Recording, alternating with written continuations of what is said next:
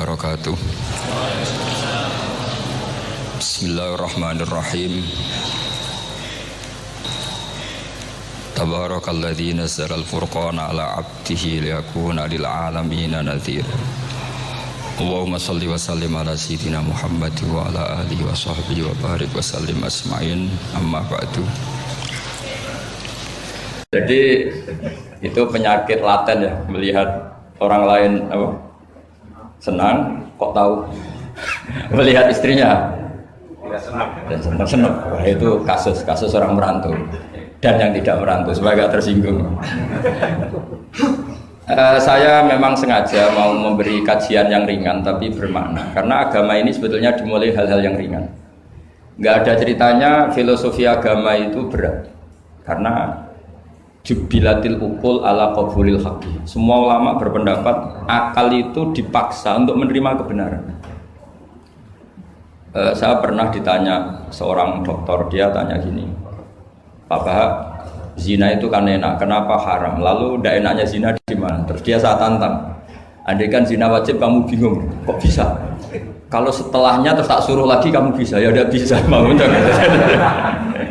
Akhirnya dia mikir ya kalau wajib malah bingung, harus mengumpulkan uang untuk murder, dan kalau dia senang seseorang tidak harus kesampaian, ya kan? Kalau kamu senang seseorang kan tidak mesti dia senang kamu,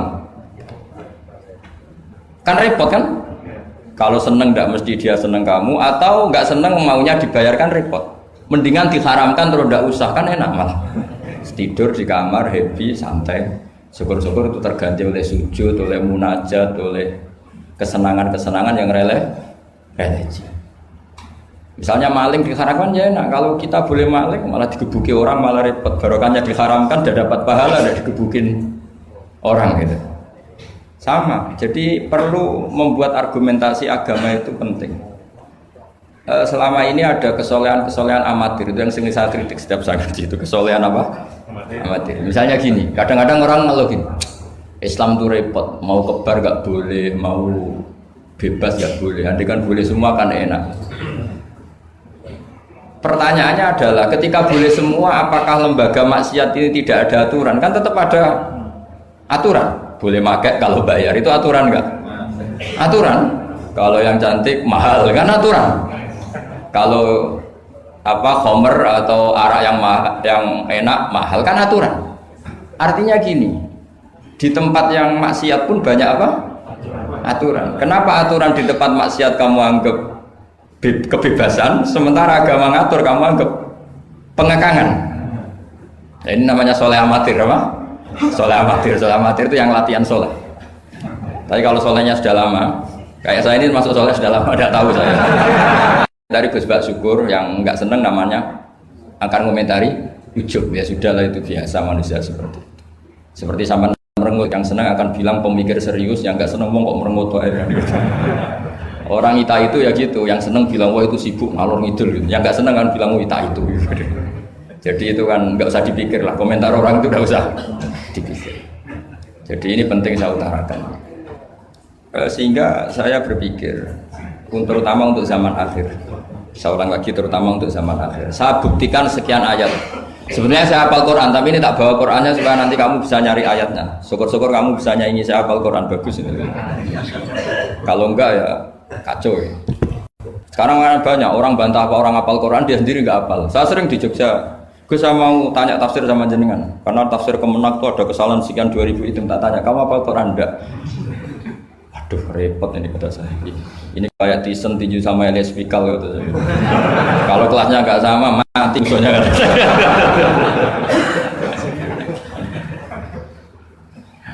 Karena bukan karena ini keangkuhan, tapi proporsional apa? Proporsional.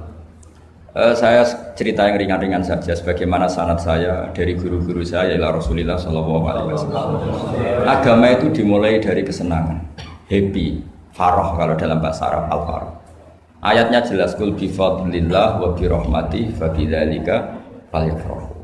Ingat Muhammad dengan fadl Allah, anugerah Allah dan rahmatnya, kemudian dengan itu kamu harus senang. Sehingga dengan senang kepada Allah dan Rasul itu nikmatnya Masya Allah. Andai kan senang itu bisa ditakar, orang yang sedang tahajud menangisi dosanya, plus menangisi nasibnya kalau di perantauan ini. Itu senengnya sama orang yang sedang dugem itu mesti kalah, mesti seneng yang sedang tahajud. Karena orang-orang maksiat itu sebenarnya orang-orang susah. Kalau tidak susah gimana? Setelah itu semua ditanya senengnya di mana? Tidak tahu dia mabuk. Sementara senang kamu ingat betul tadi malam saya nangisi dosa-dosa saya, nangisi nasib saya, kemudian tenang karena kembali ke Allah, kembali ke Rasul. Itu luar biasa senangnya. Tapi masalahnya sekarang ibadah itu kayak ancaman. Kalau ada pondok mewajibkan tahajud itu santrinya itu sudah mendelik dulu. Kalau di masjid-masjid gini itu kira-kira diwajibkan tahajud orang juga protes. Ini aliran sesat, sunat kok diwajibkan. Jadi agama itu banyak keunikan. Tapi yang jelas saya pastikan kamu harus senang. Kata Rasulullah SAW tadi, salasun mangkun nafihi wajata halawatal iman. 3 hal ini, kalau 3 hal ini ada pada kamu, ada pada kita, pasti kita ini menemukan halawatal iman, manisnya iman. Yaitu 1 ayyakuna Allahu wa rasuluhu ahabba ilaihi mimma siwahuma. Bahwa Allah dan Rasul itu lebih Anda cintai ketimbang yang lain. Mencintai Allah itu nikmatnya Masya Allah. Caranya gimana supaya kita istiqomah ibadah? Anggap hidup kamu itu sehari. Saya ini di Jawa, celok besar, tapi punya uang 200.000 itu ngira banyak sekali. Bukan banyak, banyak sekali. Karena saya ngitung hidup itu per hari. Karena aturannya orang soleh, sama tak ijazahi, pasti kamu gak mau. Karena kamu pecinta won. Pasti tidak mau. Syarat sahnya orang soleh itu harus nganggap hidup itu hanya sehari. Hanya apa? Wa'mal li akhiratika ka'annaka tamutu ghadan. Beramallah untuk akhiratmu seakan-akan besok mati. Coba kamu yang di perantauan, bayangkan maksiat sampai 60 tahun ke depan kan berat. Sampai seminggu saja kira-kira berat kan?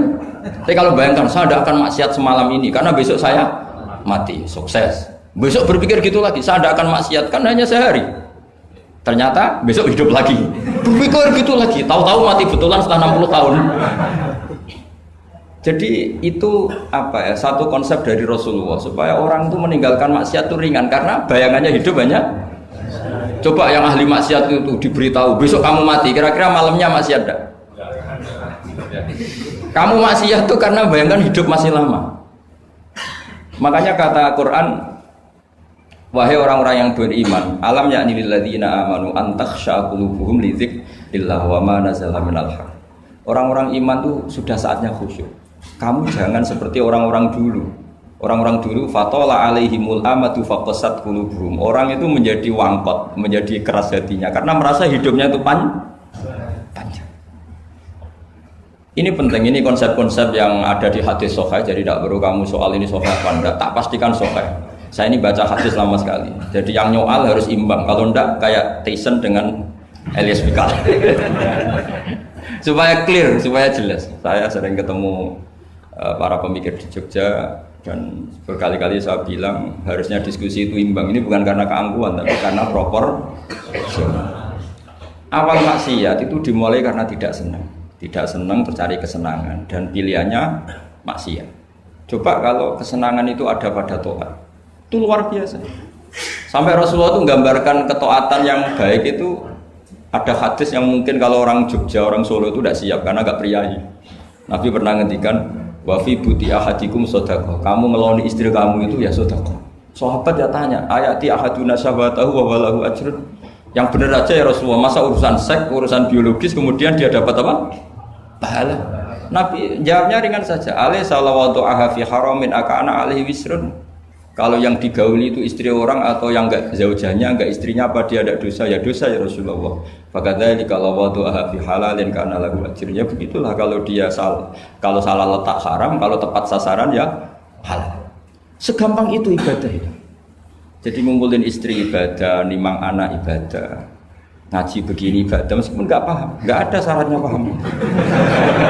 Yang menyenangkan dalam Islam kan gitu, ngaji itu udah harus paham. Yang penting datang, pura-pura paham, selesai. Bahkan saya pernah dibully oleh santri itu, ya agak kurang ajar santri itu. Ya santri gak jenengan-jenengan, santri tua-tua gitu.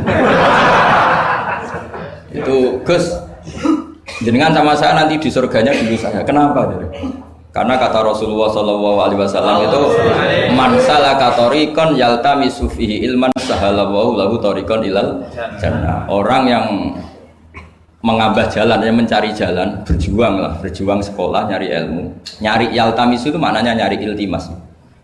Maka orang yang mencari ilmu itu sahalallahu lahu thariqan ilal jannah, akan dimudahkan jalan ke surga. Itu yang nyari loh Gus. Kalau sudah ketemu kayak jenengan tidak masuk hadis itu.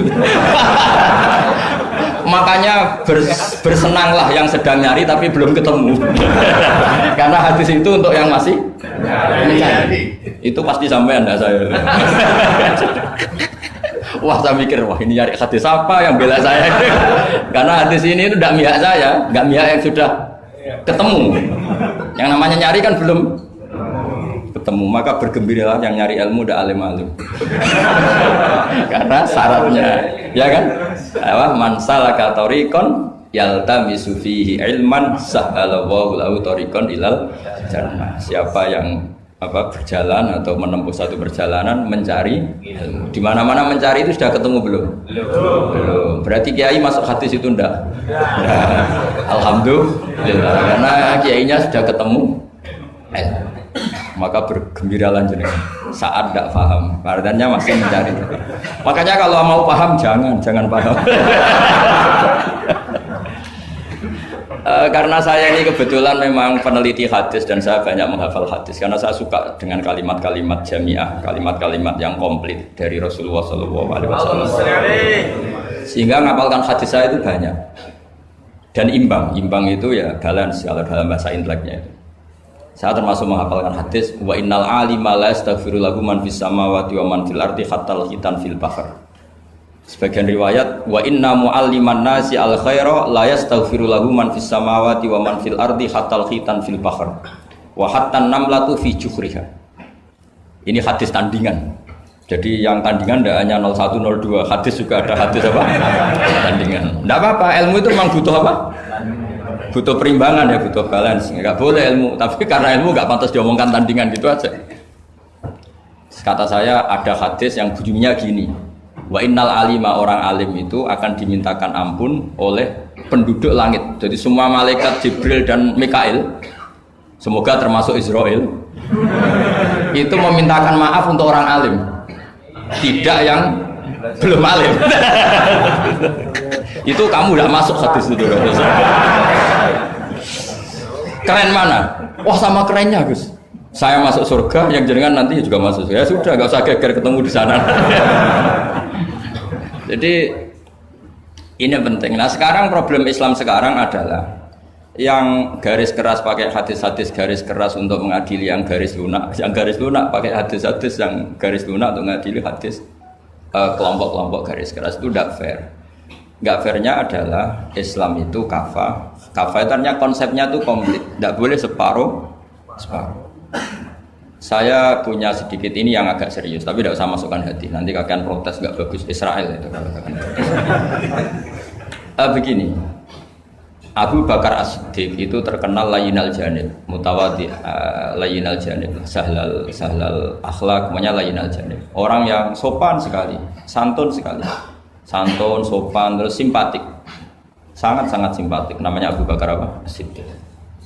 Tapi ketika beliau sudah iman, beliau iman itu kalau nggak salah ya kira-kira Saniyasnen atau ya Salisa Robiah atau berapa lah. Karena kalau dalam sejarah awaluman amanah itu sebetulnya Khadijah. Awaluman amanah mutlakon itu sebetulnya Khadijah. Awaluman amanah mutlakon bisa saja Sayyidina Ali dan awaluman amanah mutlakon bisa saja Abu Bakar Siddiq. Saya sedikit cerita ya supaya tidak gaduh dalam sejarah. Ketika Rasulullah umur 25 itu, ketika beliau umur 20 itu Khadijah itu karena punya paman penginjil namanya Waraqah bin Naufal, itu sudah tahu kalau Nabi akhir zaman ya Muhammad itu, sehingga dia memerintahkan hulamnya namanya Maisarah. Maisarah itu nama cowok, nama lelaki. Ini perlu dicatat. Nanti kalau kamu tahu Maisarah menemani Nabi dalam perjalanan, terus kamu tiruah cari Maisarah ya. Maisarah itu nama lelaki ya. Lihat ya, Maisarah itu nama.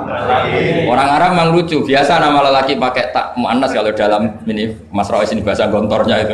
Kalau bahasa Arab biasa Maisarah lelaki, Tolha lelaki, Hamzah lelaki. Jadi biasa kalau dalam bahasa Jawa kan enggak, soleh dan solihah, muslimin dan muslimat, pokoknya kalau ada tak itu muannas. Cuma bahasa itu agak enggak harus. Tapi tahunya baru gitu sudah bagus loh. Bisa naik kelas. Akhirnya Maisarah itu disuruh Khadijah khusus untuk meneliti Muhammad. Dulu masih jangkar karena belum Rasulullah. Setelah diteliti di perjalanan ke Syam, mengikuti dagang. Semua keajaiban dan alamat nubuwah itu ada semua, termasuk tudzillul ghamamah tuti'us sahaib. Setiap perjalanan yang terik itu matahari pas apa? Ghamamah itu apa? Mendung mengayomi Nabi. Saya termasuk orang yang ditakdir pernah di pohon tua yang dulu jadi alamat nubuwah. Di Jericho itu ada pohon tertua di dunia. Pas saya di situ malah ada film dokumenter Kristen pas itu. Karena pohon itu semua Nabi pernah duduk di situ, termasuk Nabi Isa dan Nabi Muhammad SAW. Dan itu para pendeta tahu reaksi pohon. Jadi kalau duduk, kalau sampean yang duduk pohonnya agak reaksi biasa aja. Tapi kalau Nabi yang duduk itu akan direaksi. Misalnya Nabi duduk di barat, kemudian matahari teriknya dari barat, pohon itu akan pindah ke barat supaya geser. Sehingga Rohibu Khairah itu tahu ini calon Nabi sesuai definisi atau kriteria yang ada. Singkat cerita, setelah Maisarah lapor sekian alamat Nabi itu diceritakan Khadijah, terus Nabi ketika umur 25 dia memantapkan diri untuk nikah sama orang yang bernama Muhammad. Tapi Khadijah itu mulai agak kecewa. Kok nggak jadi Nabi? Biasa-biasa saja, tetap dagang saja. Nabi tetap dagang. Hanya tentu tetap punya sifat amanat, kredibilitas dijaga, semuanya terjaga. Tapi nggak ada alamat Nabi yang ekstrim lah yang. Sehingga Khadijah mulai mamang ini kapan jadi Nabi ini kok gini-gini aja. Ya. Nah, pas umur 40 itu Nabi ngalami yatahannas itu yata'abbad al-layali yadawatil adat. Kalau dalam Sahih Muslim disebutkan fakana yatahannasu fil ghar wa huwa at-ta'abbud al-layali yadawatil adat. Yang dikatakan tahannus adalah menyembah Allah di gua, menyepi, kemudian beberapa hari. Terus di hadis itu juga diterangkan wa yatazawwadu lidzalik. Perlu dicatat dulu tirakannya Nabi itu ya bawa bekal. Bukan terus kelaparan 3 hari nanti fata morgana yang dilihat. Jadi ini perlu dicatat. Kadang banyak orang tirakat gak makan 40 hari, gak makan 3 hari itu malah bahaya. Karena yang dikatakan nur atau apa ternyata fata morgana karena lama gak makan. Jadi perlu dicatat di hadis itu jelas ada kalimat wa yatazawwadu lidzalik. Ya Nabi ya normal bawa apa? Bekal, jadi tidak lapar-lapar amat. Tapi tidak satu nampan kayak makan di atas tadi ndak ya. Kalau itu makannya orang kelaparan itu. Ya tapi bagus lah, saking hormatnya sama kiai makannya banyak. Apa ngetes kiainya? Kalau banyak ada kiai ini. Tidak tahu. Motifnya apa tidak tahu. Motifnya tidak tahu. Tapi husnudzon wajib. Panitia tenang saja. Kiai itu wajib husnudzon. Harus baca ini ya Muhammad. Nabi begitu fadl. Sehingga ini penting sekali karena jarang orang mengungkapkan ini. Kenapa jarang mengungkapkan? Kemungkinan satu tidak tahu. Dua, karena kadang kiai itu ya manusia, Ustadz juga manusia. Kadang-kadang dengan tanda kutip itu ya pecundang. Dia ngomong yang dicintai pasar, itu yang saya sesalkan betul. Tidak ngomong yang dibutuhkan dalam khazanah Islam. Itu saya kecewa betul. Dan semoga mereka itu tobat. Enggak boleh seperti itu. Coba kita ini Islam mulai kecil, punya kiai mulai kecil. Kadang-kadang tidak pinter-pinter. Karena ayatnya itu terus sama. Kubu sebelah misalnya dalil ayat ini, yang ini terus gitu aja. Kalau orang sunat diceritain Nabi Ibrahim sunat 80 tahun itu pakai palu, pakai apa itu? Kodum itu tapak langganan ya.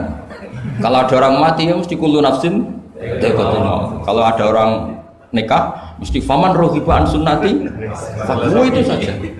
Jadi umat ilmunya tidak tambah, ya sudah siapa saja yang nikah ya itu aja, yang mati ya itu aja kullu nafsin. Karena ya pasarnya seperti itu. Buat sekali-kali ada orang mati itu bilang, ayo pesta. Karena orang dolim ini sudah mati. Ngurangi beban bumi. Ngurangi beban apa? Syukurilah kematian orang fasik ini. Itu nggak disangoni sampai. Sudah ada disangoni, dibenci keluarganya, ya enggak? Ya daripada gitu yang umum saja kullu nafsin dha'iqatul maut. Kematian adalah mau'idhah, kafa bil mauti wa'idun. Cukup mati sebagai nasihat, ya ikut pasaran saja karena itu yang menghasilkan pasar. Tapi resikonya itu ilmu itu tidak tambah apa? Tambah. Ini kritikan saya, semoga ini membantu ya supaya ustadz-ustadz itu kalau ngaji itu mikir yang dibutuhkan umat, jangan permintaan pasar, itu tidak bagus. Saya datang ke sini juga bukan karena undangan. Saya yang bilang, saya tanpa diundang pun datang ke Korea karena saya ingin sujud di bumi ateis supaya nanti keren. Keren betul, sampean tuh keren betul, sujud di bumi. Wah itu pol kerennya tuh, hebat. Kalau sujud di Mekah, Medina, di Indonesia itu kan wajar. Ini sujud di bumi. Jadi kalau kamu ditanya, saksinya siapa kalau kamu sholat di Gonjong? Tawa ini yang ini? Asan. Yang seru yang apa? Enggak yang lain yang GG. Gonju, terus apa? Suwon. Terus apa lagi?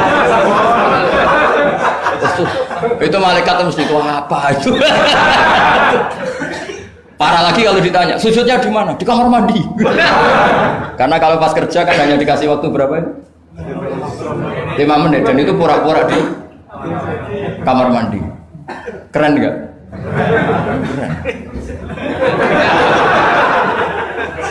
Jadi padahal bumi itu akan bersaksi yang dipakai tempat sujud. Itu paling keren mesti yang Korea. Apalagi yang pas kerja. Kalau di sini kan masjid masih normal. Kalau pas kerja kan di kamar mandi. Iya di pabrik ya maksudnya. Oh iya, iya. Jangan yang priai yang itu, yang enggak priai itu. Di gudang ya? Ya. Di mana, Pak? Sampai mesin deh. Ayo, mesin sebagai saksi. Ya bagus lah. Saksinya apa? Kubuta gitu. Yang jelas jangan kerja di pabrik salib. Saksinya apa? Kerjanya bikin apa? Ya, pas waktu sholat. Saksinya apa? Itu. Bisa berhadapan-hadapan itu saksi sama yang disaksikan. Begini ini intermezzo saja tapi betul. Jadi kemudian Khadijah, kembali ke Khadijah tadi. Rasulullah itu nggak bisa baca. Walhasil akhirnya ditakdir bisa. Saya mengatakan bukan karena belajar, ditakdir bisa. Karena syaratnya Nabi itu harus ummi. Ummi itu keibu-ibuan. Tapi Nabi itu uniknya begini. Justru beliau ngira itu malakul maut. Jadi pulang itu yarjufu fuadu. Dia gemeteran sekali. Nangis pulang itu yarjufu fuadu nangis. Terus bilang ke Khadijah zamiluni zamulini. Coba saya kasih selimut. Kalau dalam bahasa Arab itu boleh khitab sama perempuan itu pakai ya mu'annas sama khotoba atau pakai mudzakkar ghaib, al mudzakkar mukhatab jamak, tapi niatnya ahli. Jadi kalau orang Arab bilang normalnya kalau perempuan kan zamilini karena khitabnya satu yaitu Khadijah. Tapi Khadijah itu nama ahlun, nama keluarga, sehingga dalam bahasa Arab juga boleh zamiluni apa? Pakai khitab apa jamak mudzakkar. Khadijah terus dikemulin. Di mana-mana namanya ketakutan itu ya dikemulin. Dan di mana-mana kalau ketakutan itu cari istri. Yang bayang di perantauan ya kalau ketakutan. Enggak usah lah banyak menyinggung orang. Pokoknya seperti itu. Sunnah manusia apapun hebatnya kalau ketakutan itu nyari istri. Jangan bahasakan nyari perempuan, nyari istri ya. Garisnya jelas ya. Kalau ketakutan nyari apa? Istri. Nyari istri apa nyari perempuan? Istri. Alhamdulillah. Bagi yang punya. Akhirnya dikemulin sama Khadijah. Ada apa? Oh saya tadi ketemu malakul mauti gini-gini. Khadijah tuh senangnya bukan main. Ini yang saya tunggu. Hampir saja saya putus asa. Takut kamu nggak jadi nabi. Terus tanya Khadijah, lalu sifatnya orang tadi kayak apa? Oh gini. Oh ya besok ikut saya. Didatangkan ke Waraqah bin Naufal. Dalam Bukhari disebutkan wa kana imro'an tanassara fil jahiliyah wa yaktubu minal injil masyaallah ayaktub. Waraqah bin Naufal itu penginjil. Dia menerjemah Injil dari bahasa Ibrani menjadi bahasa apa? Arab.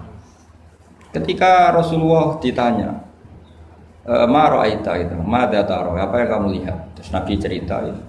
Terus kata Waraqah bin Naufal, hadan namus alladzi ja'a bihi Musa. Bahasa lainnya malak itu namus, hadan namus alladzi ja'a bihi Musa. Uniknya itu tahun awal nubuwah, ya tahun awal apa? Nubuwah. Itu uniknya Waraqah itu bilang begini. Ini Waraqah bin Naufal bilang gini. Doakan saya ini masih hidup. Khina akhrajaka qaum, ketika kaum kamu ngusir kamu. Kagetnya bukan main Rasulullah, karena Rasulullah itu figur yang menarik, yang simpatik. Beliau putra tokoh, Muhammad bin Abdullah bin Abdul Muthalib bin Hashim, tokoh yang sangat dihormati. Beliau tidak punya kasus, beliau tidak orang yang dibenci, beliau orang yang sangat menarik. Kenapa harus ngalami diusir? Maka Rasulullah tanya, awamu khrijiyahu, masa betul umat saya mau mengusir saya? Tapi siapa? Waraqah tetap bilang, ya letani fiyajat anhina akhrajaka qaum. Doakan semoga saya ini masih kuat ketika engkau diusir kaum. Ini sekalian latihan bahasa Arab, karena sama nama latihan bikin mesin saja ini ambil alatnya bahasa Arab, bahasa Korea ya. Akhirnya kata Waraqah bin Naufal, tidak ada orang yang alami seperti kamu kecuali pasti akan diusir. Falam yalbas yasiron illa antum. Terus kemudian Waraqah tidak lama kemudian meninggal. Ya, yang penting dari ini semua apa?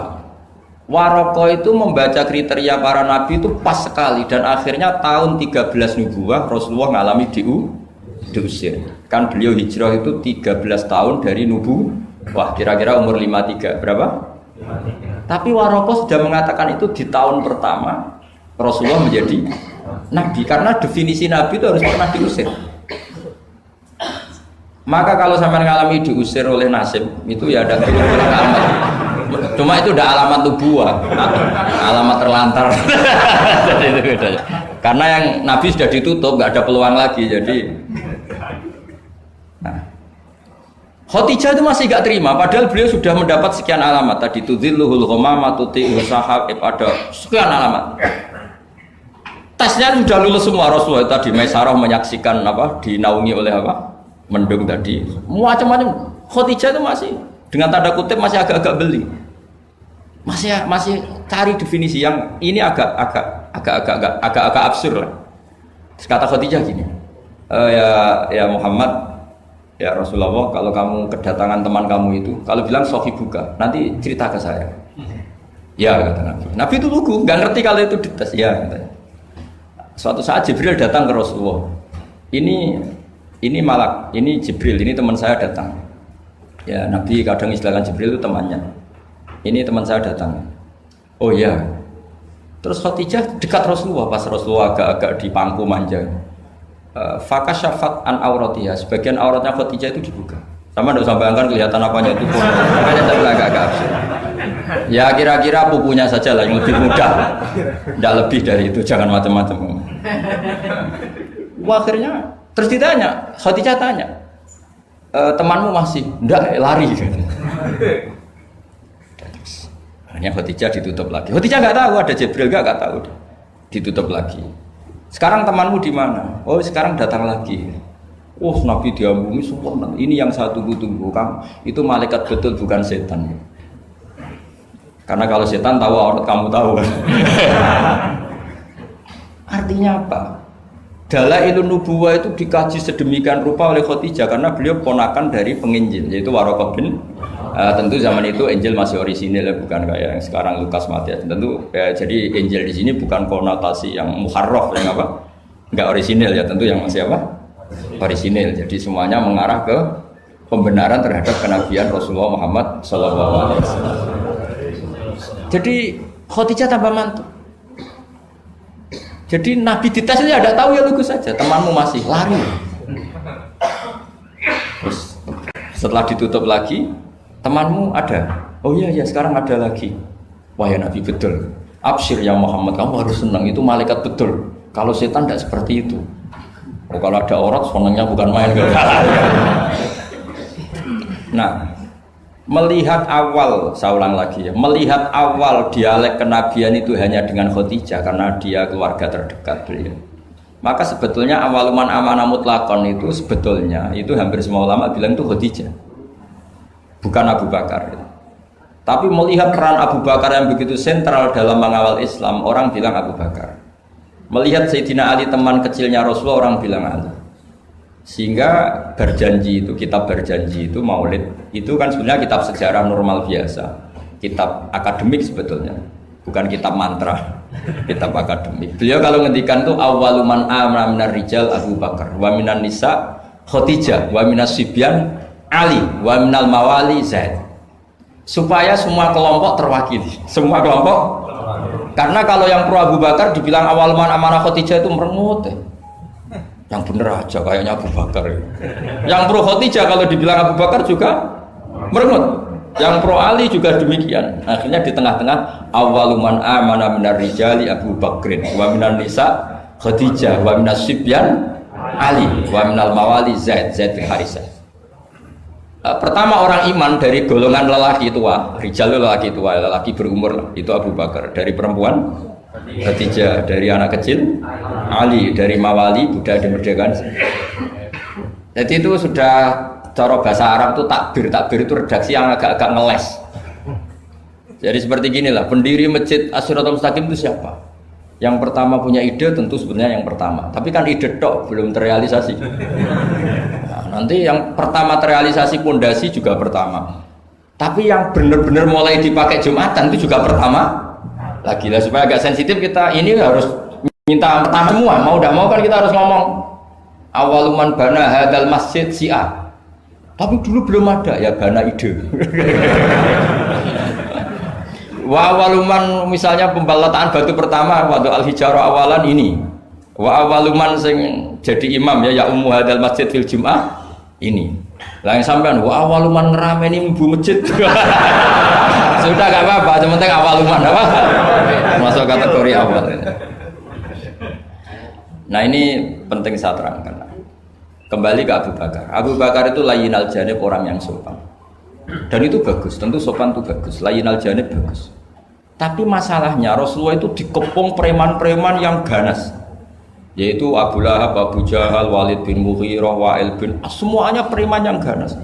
Bukan sekedar kafir tapi ganas terhadap umat Islam. Mereka penyiksa-penyiksa ulung, termasuk akhirnya ada yang mati syahid, awalus syahidin fil Islam, yaitu Ammar bin Yasir.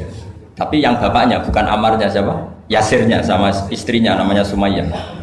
Makanya saya tadi ngaji di Masjid Ammar bin Yasir itu ngaji yang paling tidak guyon, karena masjid itu didesain untuk mengenang Ammar bin Yasir. Sumayyah disiksa sampai mati, ya Yasir juga gitu. Sampai Rasulullah ngendikan sobron ala Yasir inna mu'idakum al jannah. Sudah kamu sabar, kamu pasti nanti masuk surga. Bilal disiksa, tapi Bilal akhirnya aman karena menangi, diselamatkan Abu Bakar, bahkan menangi futuhat ya. Beliau menangi apa? Fatwa apa? Saya pernah ziarah ke makam Bilal. Akhirnya apa Rasulullah? Ini kalau gini terus anak Islam orang-orang sopan tok repot. Beliau pas jalan-jalan ngerti Umar itu kalau ingin sarapan atau ingin punya uang, kalau ingin punya won itu harus tarung. Dan dia petarung yang ulung. Jadi kalau tarung itu menang, ya uangnya banyak. Barokahnya kalau tarung apa? Menangan dari gulat. Akhirnya Nabi mikir, wah kalau yang Islam gini ini cocok. Karena kalau yang sopan-sopan tok ini kayaknya repot. Walhasil Nabi spontan tuh, Allahumma aizal Islam bi Umar. Ya Allah muliakan Islam ini dengan Umar. Gak tahu apa bisa diganti aizal Islam bi Banser, gak tahu saya. Karena kalau Banser sopan ya aneh, Banser kok sopan nggak jadi aneh. Atau pemuda Muhammadiyah kok sopan kan ya jadi aneh. Masa pengawal kok sopan? Monggo nak badhe salib. Monggo. Ya gak pantas. Oh, steril kan. Pas pamret sopan, Pak Jokowi tidak jadi pidato karena yang salaman apa? Banyak. Yang minta buku banyak. Singkat cerita, betul. Karena Nabi yang berdoa itu di sebagian tarikh menyebut doanya Senin, Kamis sudah masuk Islam. Hanya Senin, Selasa, Rabu, Kamis. Kalau kamu ya 30 tahun lah mungkin. Itu saja tidak mesti ya. Akhirnya Umar itu Islam. Islamnya juga unik. Dia mau mencari Muhammad, masih jangkar, kalau manggil masih jangkar, belum Rasulullah. Mana Muhammad? Laqad soba, dia sudah keluar dari agama permanen ya oleh kaum jahiliyah, yaitu agama jahiliyah. Ketemu sama temannya, apa Mar, kamu cari Muhammad, ngapain? Mau saya bunuh karena dia bikin agama baru. Laqad ja'a bidinin mukhdas, dia membawa agama baru. Terus kata temannya, ya kamu ngapain ngurusin Muhammad? Adik kamu itu sudah kata dia, urusin dulu adik kamu. Wah, masa iya? Terus akhirnya nyari Fatimah itu adiknya di rumah iparnya. Ketika datang di situ adiknya pas belajar sama suaminya belajar surat Toha ma anzalna alikal Qur'an apa litasqa illa tazkiratal liman yakhsha tanzilam mimman khalaqal arda was samawatil aula ar-rahmanu 'alal arsy istawa lahu ma fis samawati wa ma fil ardi wa ma bainahuma wa ma tahta tsara. Nangis Umar. Ini nggak mungkin kalam manusia, kalam seindah ini nggak mungkin kalam manusia. Singkat cerita dia akhirnya Islam. Islam terus nyari Nabi. Kebetulan Nabi sedang ikhtafa itu sembunyi di rumahnya Zaid bin Arqam. Ketika Nabi mau masuk karena dia terkenal preman, kata Hamzah, ya Rasulullah kamu sembunyi. Umar saya ngadapin Hamzah, walhasil terus dia menceritakan imannya. Setelah dia iman, apa yang dilakukan pertama? Itu marani Umayyah Abu Jahal Abu Lahab. Awas, ganggu Rasulullah Muhammad tak bunuh. Wah sudah. Akhirnya yang dulu mengancam-ancam Nabi, mengancam-ancam sahabat selesai karena sekarang gantian diancam Umar. Bersamaan dengan itu Allah mengeluarkan khitab fasda' bima tu'mar. Muhammad kamu harus terang-terangan dalam dakwah karena sudah punya backingan bernama Umar.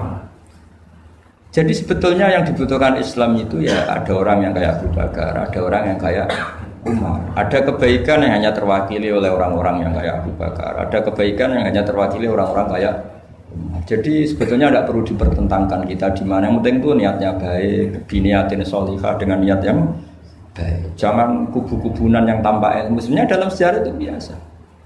Bahkan uniknya dalam sejarah adalah Abu Bakar yang menjadi wali besar karena akhlaknya yang seperti itu, layyinal janib. Ketika mau meninggal, itu menunjuk khalifah yang akhlaknya berlawanan dengan dia, yaitu menunjuk Umar. Kayak apa insafnya Abu Bakar? Karena beliau tahu ada sebagian kebenaran Islam yang nggak terwakili oleh orang sopan. Coba kalau ada penjahat, orang Solo atau orang Jogja, yang sopan-sopan itu, terus ada penjahat, monggo sak kersane. Tapi sebaliknya penerima tamu terus orang Batak ngangkat penerima tamu dari orang Batak atau orang Madura, tamunya lari ya. Mau apa? Artinya gini loh ya. Ya kalau ngadepin penjahat mungkin pas orang Madura, kalau penerima tamu pas orang Solo. Ya proporsional saja lah, tidak usah memaksakan. Paham tuh ini dong ya? Clear ya? Ya clear ya? Jadi hidup itu proporsional saja. Ya coba saja, man. Punya acara keren terus penerima tamunya Madura, Batak, apalagi yang keras-keras. Medan. Kacau. Nah, sama. Makanya kalau guyonannya itu rumah kebakaran, yang punya rumah itu orang Jogja kan, ngapunten badhe matur, wonten apa ngapunten sangat gawe. Niku daleme jenengan kebakaran. Padahal nyuwun sewu anak jenengan tesih teng lebet. Artinya ada momen yang sopan itu tidak boleh gitu, apa? Yang sopan itu kalau ada kebakaran yang punya rumah baru minum harus enak-enak ngombe banyu. Iku mau kebakaran harus gitu, mau tidak mau harus tidak sopan kan gitu. Jadi sopan ada maudeknya, enggak sopan ya ada maudeknya. Sehingga dalam kitab Hayatus Sahabah yang dikarang oleh Syekh Yusuf Al-Kandahlawi, yang paling saya kenang adalah beliau menceritakan makalahnya Umar radhiyallahu anhu. Beliau mengenang Umar ditanya, laqad kunta fattun ghalidul qalbi, kamu itu pemimpin tapi keras sekali. Kata Umar, saya ini berusaha layyinal janib. Fa wallah laqad khasyitu fillah wa laqad khasyitu fil ghilban. Kamu tidak tahu perasaan saya. Saya ini kalau sedang halus ya istighfar sama Allah. Kalau saya sedang tegas juga istighfar sama Allah. Kamu tidak tahu perasaan saya. Itu banyak mufassiru hadal maqalah yang menafsirkan gini. Dalam makalah yang lemah lembut itu juga ada dosanya. Dalam tegas juga ada dosanya. Karena manusia tidak pernah sempurna. Saya beri contoh begini. Ini analogi yang paling gampang. Yang siapapun kalau insaf pasti paham. Pasti paham. Bukan mungkin paham tapi pasti paham. Misalnya kamu punya keponakan yang sering pacaran, itu kejadian larangan ngalor ngidul, pokoknya sering maksiat. Kemudian ada Pak D yang hildo, yang ghalid, yang keras. Pasti ponakannya nggak pernah ke situ, paling dimarahin kan gitu. Yang satu Pak D yang satu atau Pak Ali yang satu layyinal janib, pacarnya jadak segitu ya nggak apa-apa. Paribasannya rangkul-rangkulan di situ ya nggak apa-apa. Potensinya pasti sama. Yang terlalu lunak akhirnya dianggap melegalkan, ya enggak? Yang akibatnya dianggap pelegalan. Yang keras karena tidak pernah disowani, akhirnya juga pembiaran, nggak pernah tarbiyah karena keras ini nggak pernah dia bisa menyentuh, berproses membina ponakannya. Natijahnya sama-sama pembiaran, ya kan? Yang keras pembiaran karena nggak pernah sambung, yang lunak karena dianggap pelegalan. Jelas kan? Jelas ya? Begitu juga kondisi kita ngadepi maksiat. Yang terlalu lunak dianggap kayak gak peduli, gak apa-apa. Yang terlalu keras, gak berproses tarbiyah, gak ada fabima rahmatin minallahi linta lahum walaupun tafadzan ghalidhal qalbi lan faddu min.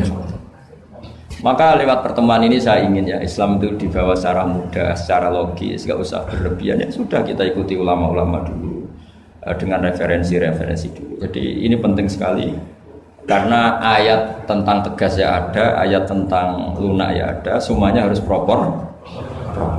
Bahkan saya kemarin isi di Jawa Timur itu yang hadir mungkin 10.000. Itu kiainya itu punya pondok unggulan. Saya bilang meskipun beliau punya pondok unggulan, saya sudah pamit. Nanti saya kritik pondok unggulan mohon diterima ya, Gus siap. Terus saya bilang begini, pondok unggulan itu ya baik, tapi ya masalah. Masa orang ngaji misalnya gini. Misalnya saya bikin pondok unggulan, siswa yang saya terima sudah hafal Quran 10 juz, yang bayar 10 juta. Lalu orang miskin itu mau mondok di mana kalau aturannya seperti itu harus bayar 10 juta. Lalu yang goblok-goblok mau ngaji gimana? Harus hafal 10 juz. Makanya aneh, pabrik-pabrik aneh. Menerima yang sudah pengalaman kerja. Sudah pengalaman kerja ya tidak ngelamar, sudah punya pekerjaan. Di mana-mana nyari kerja yang belum. Aneh-aneh saja. Nah, saya kemarin ngaji di UI juga bilang gitu, kampus-kampus itu baik karena bikin standar ini SAG, ini MA, ini doktor bagus. Tapi andaikan semuanya belajar Islam lewat kampus, masa ingin belajar Islam harus kuliah dulu? Lalu Bambang kalau belajar Islam gimana? Ini barokahnya kiai-kiai yang nggak punya gelar di musola, kadang santrinya datang, kadang nggak jelas lah pokoknya. Tapi bagus, siapa saja bisa belajar kapan? Coba kalau pendidikan Islam hanya ada di kampus, mau belajar saja harus kuliah dulu. Yang tua-tua nggak bisa belajar. Coba kalau semua lembaga pendidikan itu kayak pondok-pondok besar yang pakai persyaratan, mau ngaji daftar dulu, silakan ke sekretariat. Sudah diselesaikan administrasinya. Maka bergembiralah kiai-kiai musola yang tidak bersertifikasi itu karena konsultan Islam sing on time setiap saat. Ya itu barokah. Apalagi santri-santri yang goblok itu barokahnya luar biasa. Betul. Saya itu punya sekian santri yang dulu teman saya, kelihatannya goblok, tapi manfaatnya luar biasa. Cuma dia kagum sama saya karena saya korban jadi konsultannya dia. Dia tuh di pedalaman Kalimantan, di tengah hutan. Ya kalau dulu mungkin oleh pemerintah disebut illegal logging, tapi dulu.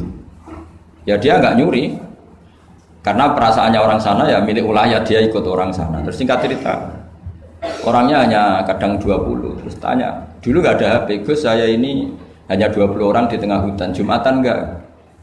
Saya bilang menurut fikih Syafi'i tidak wajib kan hanya 20 dan 40. Tapi kalau ini duhur ya nggak apa-apa kata saya. Enggak, Gus kalau diajak duhur nggak mau, Jumat kok duhuran gitu. Masyarakatnya ya lucu. Oh ya nggak apa-apa Jumatan, tak carikan madhab kata saya. Saya kan kebetulan ya mengkaji al-madhaibul arba'. Singkat cerita begini, natijahnya apa? Kadang kita yang pinter, yang LC, yang doktor, itu dakwah kemudian nyun sewu dengan tanda kutip mendapat honor. Sementara yang goblok kadang itu karena nggak ada tanah wakafnya, tanahnya diwakafkan, punya uang diberikan. Intinya itu kadang yang goblok menjadi pendiri masjid, kadang yang pinter mendapat bisaroh dari uang kas masjid. Artinya introspeksi saja, meskipun itu halal, meskipun itu halal, tapi kita introspeksi. Ini pentingnya selalu kita berdoa Rabbana dzalamna anfusana wa lam taghfir lana. Lo pernah nggak saya disuani orang juara MTQ terus mendapat umroh? Dia bangganya bukan main. Saya ini kiai sering ada yang saya bilang gini, kamu umroh saya senang. Bagaimanapun ini prestasi karena barokahnya Quran. Tapi kamu juga harus hormat sama kiai musola. Itu mulang Quran puluhan tahun tidak pernah dapat hadiah. Coba hafal Quran kemudian lanyah dan dapat hadiah umroh itu kan cara bahasa agamanya manfaatuhu maksurah. Manfaat umroh itu kan hanya untuk dia. Tapi kiai yang mulang di musola-musola ngajar 10 tahun berapa ratus orang yang bisa baca Quran karena dia tidak ada yang ngasih hadiah umroh. Kira-kira fadhoilnya, keutamaannya indallah utama mana coba? Ini minterkan orang banyak tanpa hadiah. Ini pinter dadakan lewat lomba lagi dapat umroh. Tentu kita tidak mengharamkan itu, kita respect gak masalah. Tapi kalau kumo luhur salah lawan pasti. Karena kalau kumo luhur nanti menafikan keistimewaan orang-orang yang istiqomah Jadi kita fair saja. Ini juga penting untuk syiar, ya supaya anak-anak semangat ngapalkan. Tapi jangan lupa yang sedang ngajar-ngajar yang nggak jelas tadi. Yang muridnya kadang 3, kadang bubar, tak tanya, Pak ya yang ngaji berapa? 10 Gus. Lah yang datang 2 ya biasa gini Gus, kadang 2, kadang 1. Ya seperti di sini di perantauan, jamaahnya pasti tidak istiqomah, tak jamin itu. Jadi tidak usah saya tanyakan itu sudah pasti. Jadi jamaah itu nomor 2, nunggu pas nganggur liburan kan gitu kan. Jadi saya mohon beragama itu biniatin sholihah. Ijazah bapak saya ke saya itu yang berulang-ulang tadi. Sementing hak kowe duwe qalbin salim. Makanya kata Allah, zaman itu illa man atawaha biqalbin salim. Yang selamat di hari mahsyar itu hanya satu, orang yang sowan Allah biqalbin salim, dengan hati yang selamat. Hati yang selamat itu melihat kubu lain ya dengan insaf. Ya melihat yang kunut ya biasa, tidak kunut biasa, itu masalah khilafiyah biasa. Dulu itu Imam Abu Hanifah tidak pernah kunut. Jadi tidak kunut itu bukan mazhab Muhammadiyah, mazhabnya Abu Hanifah. Muhammadiyah tidak mujaddid, juga tidak mujtahid. Yang kunut juga bukan mazhab Hasyim, mazhabnya Imam Syafi'i. Itu dulu ya biasa. Imam Syafi'i itu kalau Jumatan di Masjid Abu Hanifah ya enggak kunut. Ketika ditanya 5 dalam taklid, waqad qulta bi sunniyati. Kenapa kamu tidak kunut padahal kamu berpendapat kunut itu sunnah? Jawabannya Imam Syafi'i, adaban ma'hadal imam. Saya sungkan sama imam. Padahal Imam Abu Hanifah waktu itu sudah wafat, hanya makamnya. Dulu itu biasa sekali karena apa ya? Karena mereka pandangannya luas. Apa pandangannya? Ada seorang ulama ditanya, kalau ada orang kawin yang nyuwun sewu hamil di luar nikah, kemudian akhirnya nikah, bagus enggak? Saya ulang lagi, enggak usah tertawa, awas kalau tertawa. Ada orang hamil di luar, kemudian dinikahi sama yang menghamili, itu bagus enggak? Ada ulama yang bilang bagus lah. Kan kaget ulama yang garis keras ya. Bilang-bilang dirajam atau dipukulin kayak kira-kira kan pikirannya gitu karena suka ngadili orang ya. Ini ada di kitab Mizan Kubro. Kalau nggak percaya lihat di kitab Ikhtilaful A'immah Rahmah itu. Karena cara berpikir sederhana. Terus dia punya riwayat dari Rasulullah SAW yang ngomentari seperti itu, jawabannya begini. Qad kharaja min sifahin ila nikahin. Saya ulang lagi. Qad kharaja min sifahin ila nikahin. Berarti dua orang itu telah keluar dari tradisi kumpul kebo menjadi tradisi nikah. Misalnya malam ini dia masih kumpul kebo, terus paginya nikah, malamnya lagi kan sudah sah. Artinya apa? Dia keluar dari tradisi sifat, sekarang ke tradisi nikah. Artinya melihatnya masa depan saja, tidak usah lihat masa belakang. Jadi ulama ya ringan saja. Ya ada ulama yang tetap marah. Susah apa sih langsung kawin disik-disik, ngapain baru setelah itu kawin? Ya bagus supaya jadi apa ya, supaya jadi pelajaran. Ya monggo saja yang tetap keras supaya apa tanfir, kalau dalam bahasa Arab tanfir, tasna atau takbih, apa memperburukan yang memang tapi yang ini juga bagus, yang sudah kadung ya sudah, sekarang dia mau tobat ya dikomentari saja qad kharaja min sifahin ila. Ini penting saya utarakan, jadi nanti mungkin saya ada 1-2 pertanyaan, 2 saja, saya capek ini karena yang belas pertanyaan jangan keluar. Saya ulang lagi, pertanyaan jangan keluar. Terus yang ringan-ringan saja, karena agama ini dibangun dengan keringanan. Tadi yuridu wa bikumul yusra wala yuridu bikumul usra. Dan kalau pertanyaannya ekstrim itu nanti rusak. Kata Rasulullah, innama ahlakal ladzina min qablikum kasratu masailihim. Dulu orang rusak itu karena banyak tanya. Karena nanti kalau Allah ditanya itu mesti tersinggung. Karena apa ya? Orang tanya itu tadi mengkritisi perintah. Sampean tahu kenapa malaikat dimarahin Allah? Gara-gara apa? Tanya. Ya tak ceritanya sedikit ya. Allah kan memaklumatkan ke alam langit, inni ja'ilun fil ardi khalifah. Saya putuskan bahwa manusia ini jadi khalifah fil ard. Malaikat langsung tanya apa? Qalu ataj'alu fiha may yufsidu fiha wa yasfiku. Yang benar saja ya Allah, tolong dievaluasi. Manusia itu kan potensi yang rusak. Yufsidu itu fi'il mudhari', berarti mustakbal. Cara terjemahan bebasnya manusia itu berpotensi merusak. Wa yasfiku dima, dan berpotensi mengalirkan darah. Betul hanya tanya, tapi artinya kan gini, ya Allah, kali ini kayaknya tidak pas keputusan kau ini. Tolonglah Makanya Allah marah, qala inni a'lamu ma la ta'lamun. Apa menang? Karena tanya ini. Makanya syaratnya Nabi itu harus ummi. Enggak boleh intelektual jadi Nabi. Bahaya itu. Misalnya intelektual jadi Nabi, kok ketemu malaikat di Gua Hira, kenapa di sini? Kenapa tidak di mall saja? Jadi repot nanti. Karena semua disoal secara intelektual. Makanya saya syukur sama Anda jadi Nabi dan tidak akan jadi Nabi. Nah, inteleknya itu. Jadi ini penting saya utarakan karena sekarang itu agama mau dicerdasin, ngajinya agak gelem tapi mau kritis.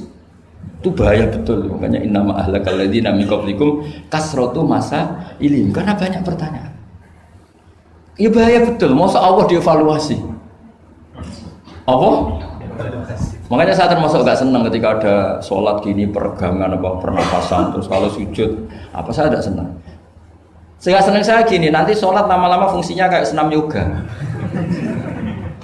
Gini saja, semua yang diperintahkan Allah pasti ada hikmahnya, saya yakin ada hikmahnya. Tapi tidak usah hikmah ini jadi tujuan. Kalau nanti jadi tujuan, terus orang bilang gini, itu sholat terus sakit, yang nggak sholat sehat, habis kamu. Ya kan? Tapi kalau ada orang tahu hikmahnya gini untuk apa, narik nafas atau apa, yang gini, ya monggo lah sauni-unimu, ya nggak apa-apa lah seperti itu.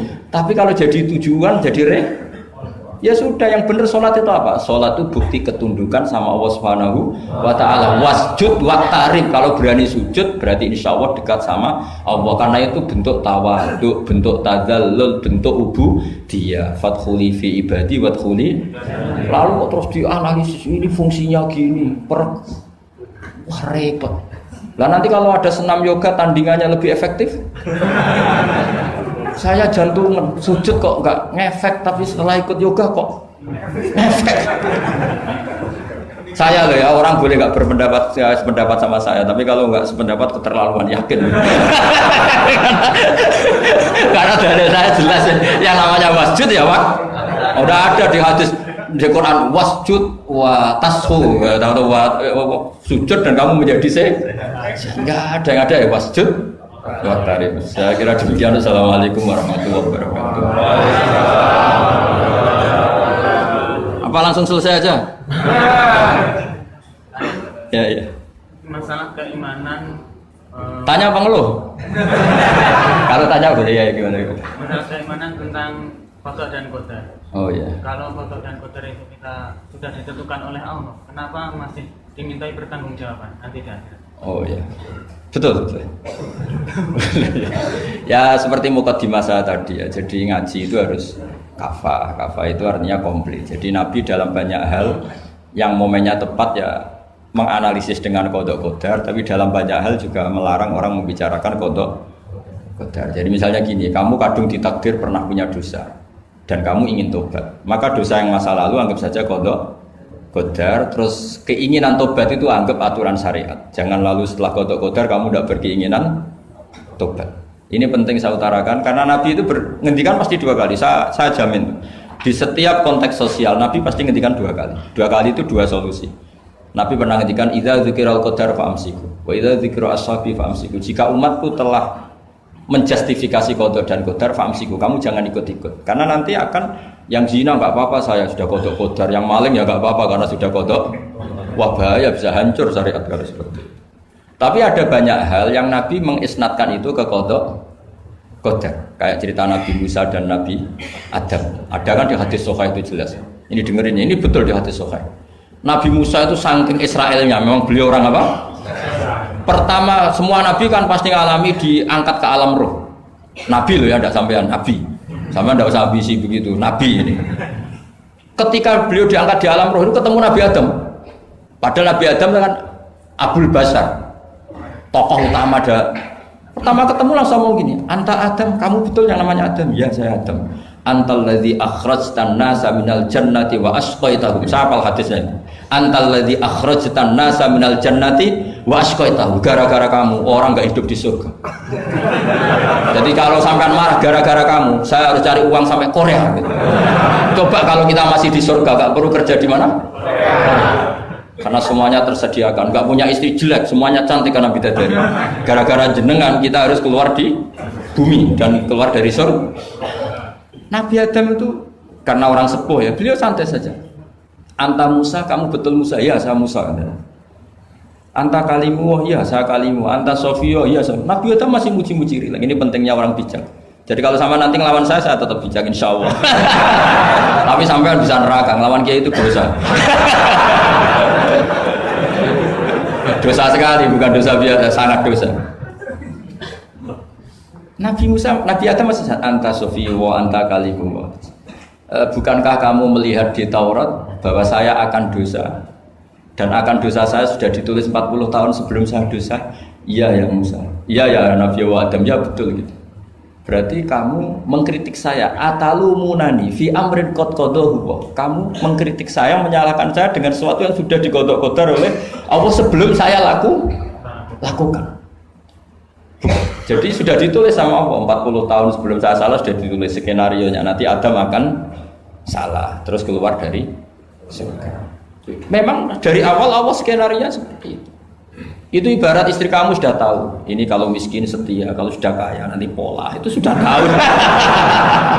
Tapi anehnya istri kamu ketika nyata pola kok tidak siap. Padahal sebetulnya sudah tahu gitu ya kan. Makanya saya kalau ngaji di mana-mana bilang, kelirunya orang Indonesia itu satu. Kalau ilmunya terbukti itu tersiksa, itu kelirunya orang ini. Semua cowok tahu nggak? Semua lelaki tahu nggak? Kalau nggak pernah nafakoi diomelin, tahu nggak? Tahu. Tapi ketika itu nyata nggak siap. Harusnya ketika nyata diomelin, alhamdulillah ilmu saya benar, terkeluarnya. Tapi istri kamu juga gitu. Biasanya wong lanang duwe akeh pola. Terus denger sampean mulai cinta orang lain. Harusnya kan alhamdulillah ilmu saya benar kan. Artinya gini, manusia saja bisa memprediksi. Kan nggak mungkin kita nyifati Allah. Allah nggak tahu Nabi Adam salah sebelum nyata-nyata salah. Tentu itu tidak mungkin. Nah, maknanya kodok kodar kira-kira gitu. Allah itu tahu apa yang akan terjadi. Tapi tetap saja ini nggak boleh dipakai justifikasi untuk maksiat. Makanya jelas aturan Quran, saya mohon kamu nggak boleh salah. Ini nanti saya baca. Saya hafal tapi ini biar tamu ayatnya. Itu ayatnya kan ma asoba musibatin fil ardi wala fi anfusikum illa fi kitabim min qabli an nabraha inna dzalika 'ala Allahi yasir likai la ta'sau 'ala ma fatakum wa la tafrahu bima atakum. Jadi apa yang mengenai kamu di bumi maupun ada pada diri kamu, anggap saja itu yakini saja sebagai qada qadar supaya kamu tidak putus asa apa yang sudah terlewatkan dan tidak bangga dengan apa yang kamu sudah. Misalnya saya ini kan termasuk kiai keren misalnya itu saya tidak pernah bangga karena memang ditulis kalau suatu saat Gus Bah itu keren, jadi bangganya di mana kan sesuai skenanya. Jadi untuk menghilangkan ujub bangga itu dengan cara iman sama qada qadar.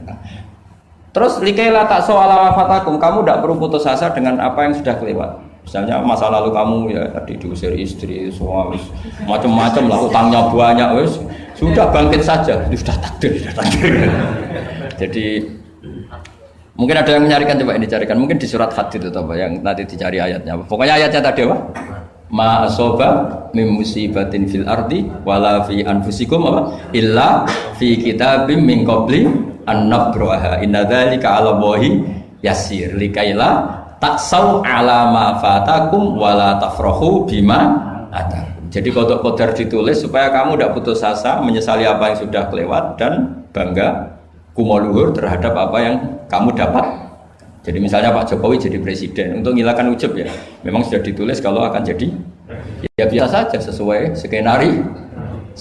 Ya sama seperti sampean suatu saat tua terus untukmu coplok terus dredeg kepleset tiba. Soalnya harus senang saja.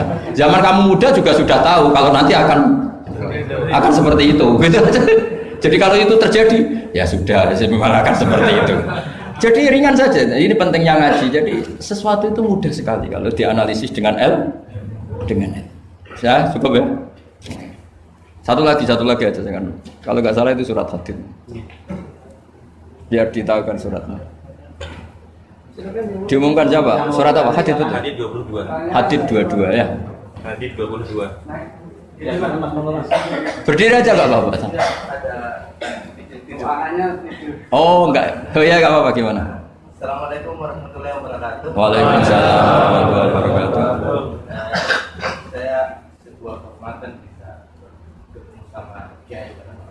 Ya. Sebenarnya saya baru kenal dia itu 3 minggu yang lalu lewat YouTube.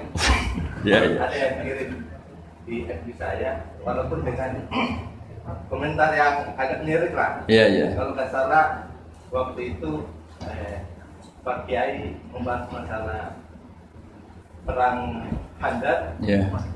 yang mengatakan bahwa Nabi itu waktu itu satu saja, tidak tahu apa-apa, tapi Iya. ada Salman yang menyampaikan ini. Iya. Terus komentarnya netizen anak. Tapi pertanyaan saya itu bukan itu, Pak. Iya, iya, iya, gimana? Pertanyaan saya itu, saya tertarik kenapa cara pasang sokoknya itu ada rambut di. Iya, iya. Iya, iya, iya.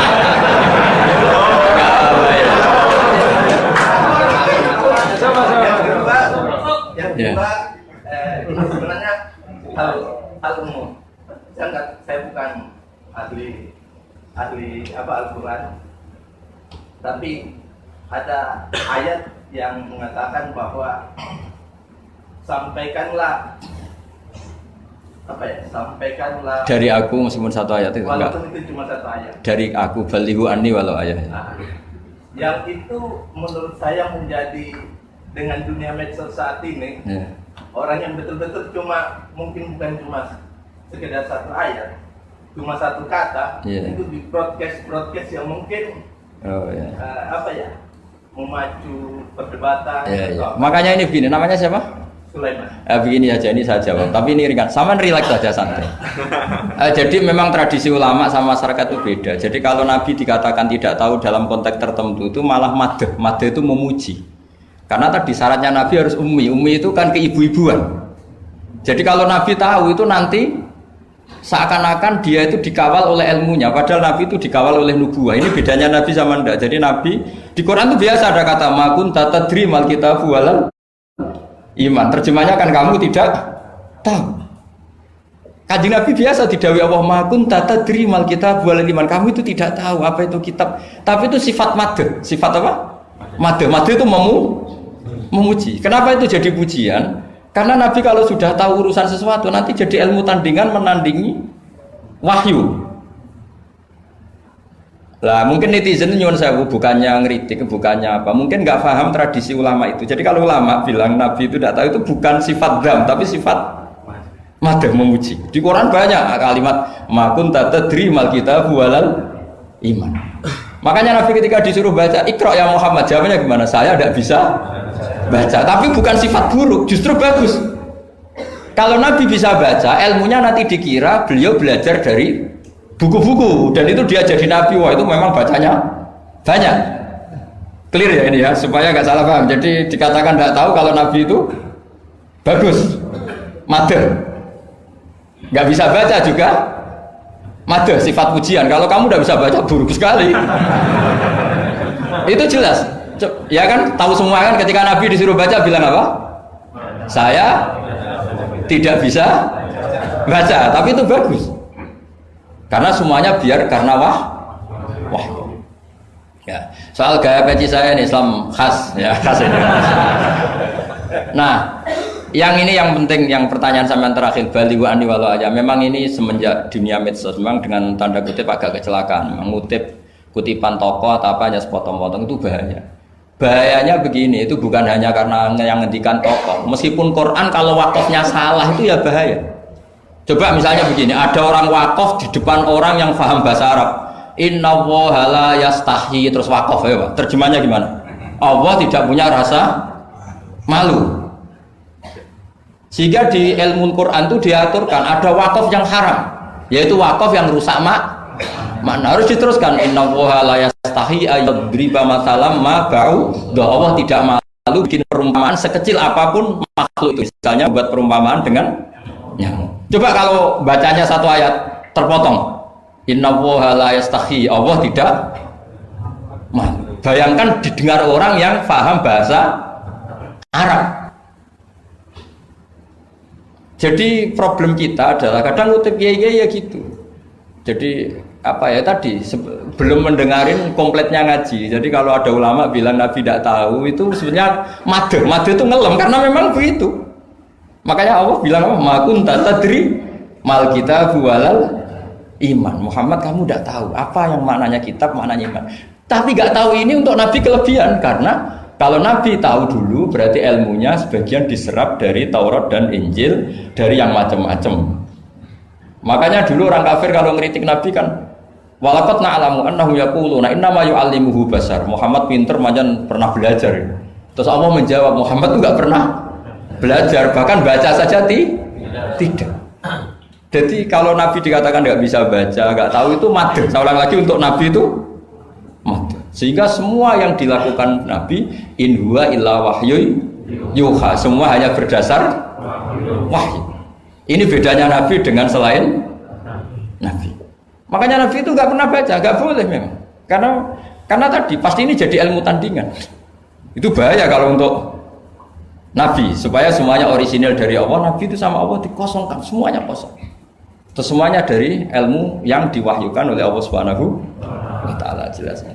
Jadi balighu anni walau ayat itu saya mohon, maksudnya itu ayat itu bukan ayat satu Quran potongan, enggak.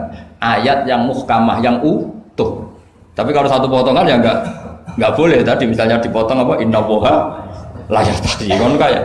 Makanya di bab ilmu tajwid kan diterangkan wa ba'da tajwidi kalil hurufi la budda mim ma'rifatil wuqufi. Setelah kamu tahu tajwid ikhfa idzar idgham, kamu harus mengenal ilmu waqaf. Karena sekali salah waqaf itu ya gitu Mas Leman ya. Assalamualaikum warahmatullahi wabarakatuh. Ini MC-nya.